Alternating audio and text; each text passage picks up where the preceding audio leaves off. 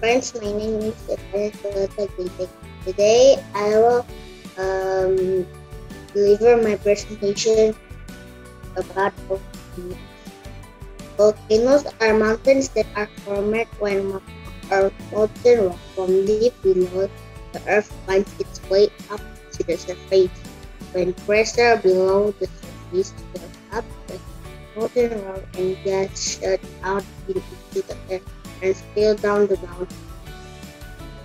Magma is molten rock material under the Earth's surface. When volcano erupts, the magma that spills out at the surface is called lava. An eruption is when the volcanoes release molten rock, solid rock, and gas. Volcanic soil is very rich in nutrients. So, when all is cold after an eruption, plants grow back quickly. Animals and people constantly live on land around the volcano again. The men and women who study volcanoes are called volcanologists. They understand volcanoes very well and can tell it's their roots of an eruption. But they can't tell actually when will this happen. The shape of volcano depends on the magma is made of. Magma can be liquid or dry and can contain different amounts of gas, differently to different types of eruption. The bottom of the ocean is made of rocks cracked in the rocks that can create that magma can rise up through it. Sometimes a volcano stops bearing lava a long while.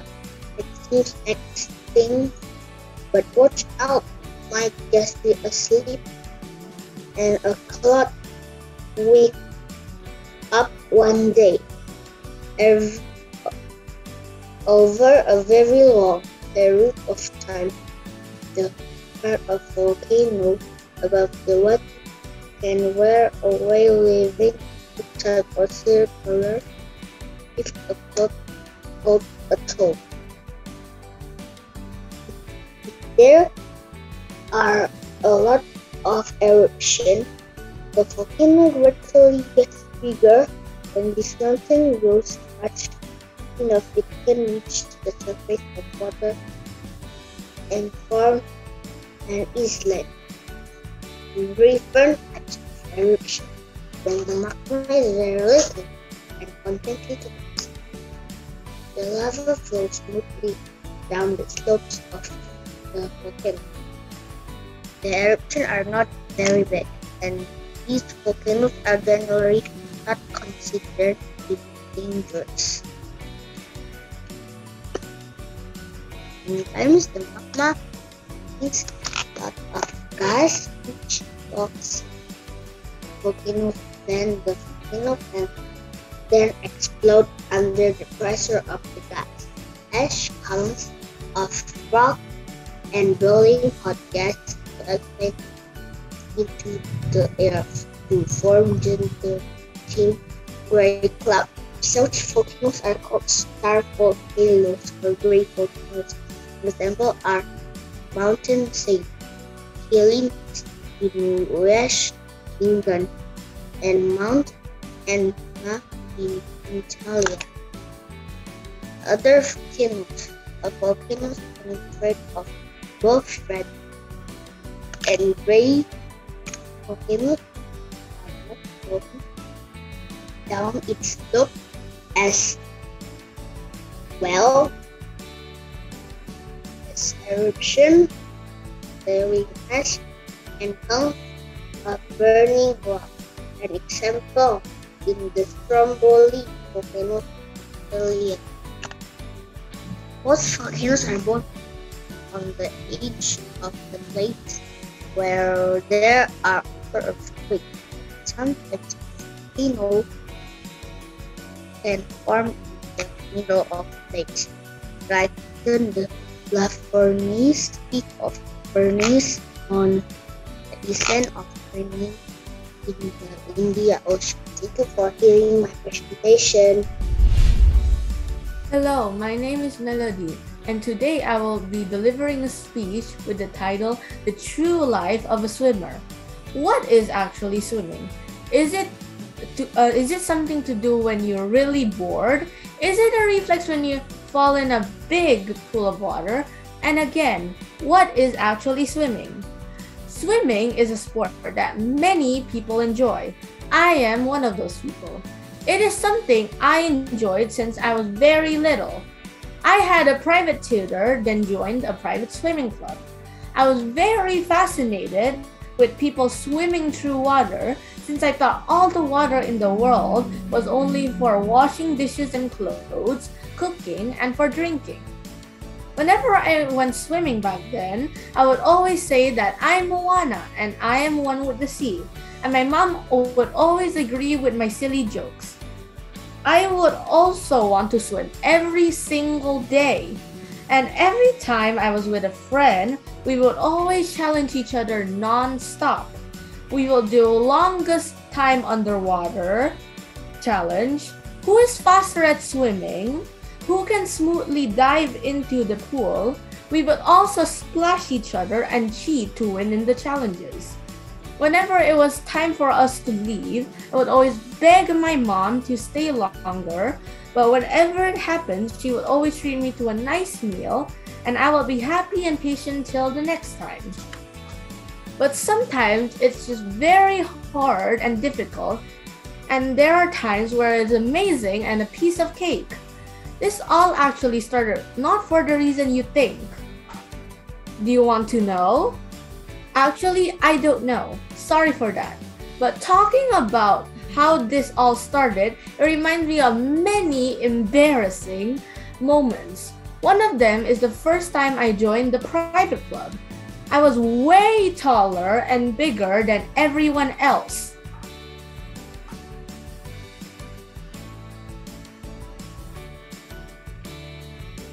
And no one knew that I actually learned swimming before. So when I lost control while swimming, everyone thought I would drown underwater. But when I pushed my legs up in the water and got back up, everyone looked stunned like they saw a ghost. I was supposed to feel confident that I did it, and everyone was just shocked, but I couldn't help but feel so embarrassed. Everyone was like, "You can swim?" But I just stayed silent from the embarrassment. After that, I was quickly moved up to a higher class and made a friend that I will never ever forget. Sometimes I see her nowadays and I want to be friends again with her, but I'm just too shy to talk to her. Back to swimming, I am pretty good at it and improve every session. And because of the school holidays, I now have morning sessions, or you can refer morning swimming, which starts from 5 until 7 in the morning. So I have to wake up at 4 or 4:30 every morning. Early, right? You're probably thinking, won't you fall asleep while swimming? Actually, yes.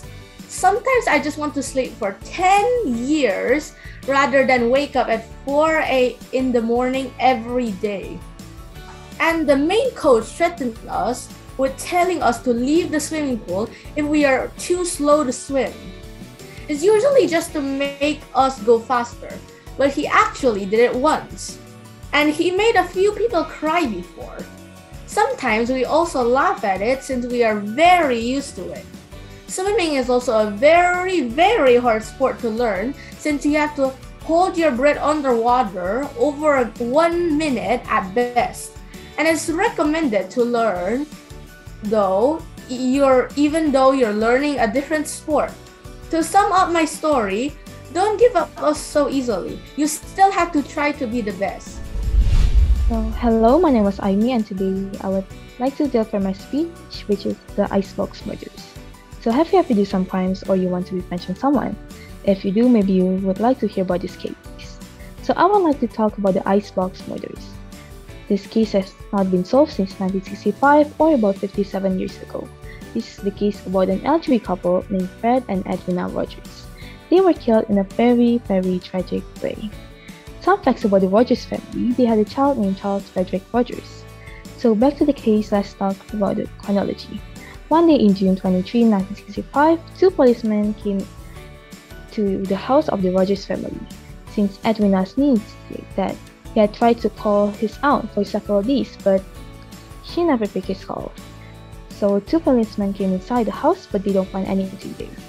But then one of the police decided to open the Rogers family refrigerator and found a lot of meat that had been cutted. The two policemen immediately thought that, oh, maybe this is just a pork, there's nothing strange, there's only pork in the fridge. They decided to go back.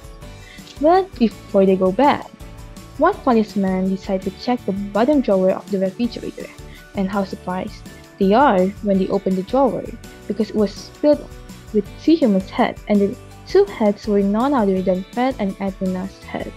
Then they tried to check the drainage and septic tank, and sure enough, there were only few organs found. The rest were not found at all by the police. The police took the body parts for an autopsy. There are three important points from the autopsy. First is that Fred and Edwina has probably died since June 20, 1965, which is the Father's Day. Second is that Fred's body was found without his eyeballs. And the third is that Fred probably died from getting a lot of hammer blows in the head, and Edwina died from being shot in the head. Before both of them were dragged into the bathroom, their blood were drained, their body were cut into pieces, and last their body were put in the refrigerator. But strangely, only few traces of blood were found in the house. So the police conclude that the killer must be someone who was professional and experienced person, a person was really smart, a person who learned about anatomy, and a person who works cleanly and neatly. So in 1965, their child, Charles F. Rogers, actually lived with both of his parents and he was unemployed. So the police decided to search for Charles for being the eyewitness since he lived with his parents in that year, but they can't find him at all. So since they only have few evidence and Charles was no longer found, they decided to search for Charles for the second time, and he was no longer found until now. So since the eyewitness or Charles was no longer found and we don't know who's the killer of this couple, they decided, so there was two theories in the society, or we could say two popular theories in the society, but I don't think I have time to talk about the theories. But if Charles was the killer, why would he kill both of his parents? I mean, he was unemployed, lived with both of his parents in that year, but we never really know the reality. So what I conclude from this case was, crime and bad lives are the measure of a state's failure, or crime in the end is a crime of the community. That's all, thank you. Hello everyone, my name is Nadine. Thank you for this opportunity.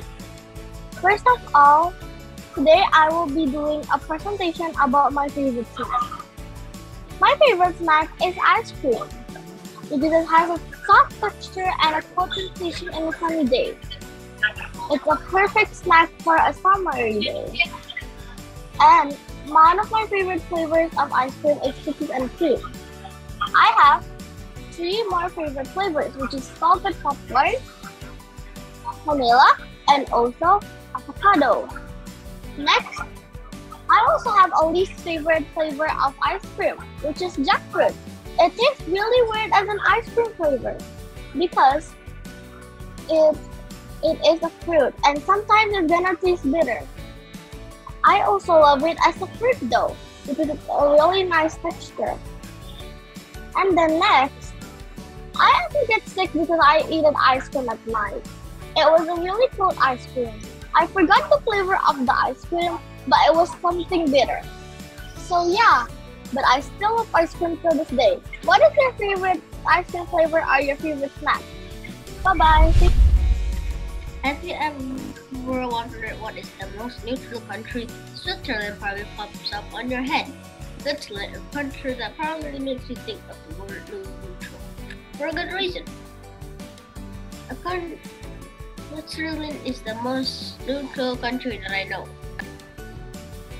Now let's travel back in time to 1815, where probably none of us were born because Indonesia was still invaded or colonized by the Dutch or Netherlands. Switzerland was a neutral country like Indonesia. I think Indonesia is neutral, by the way. Since 1815. You know how long ago that was? That was 200 years ago. Anyway, Switzerland's leader wanted no wars and peace. Although that failed somehow and some way in 1914 and 1945, which was the year that World War I and World War II started. World War II ended. Switzerland, that can literally get invaded by Nazi Germany or no Germans, still be neutral. Although we have an honorable mention, Finland, the most happiest country in the world. Although Finland looks boring, it's one of the best places you can go to. To make us love our country ought to be lovely.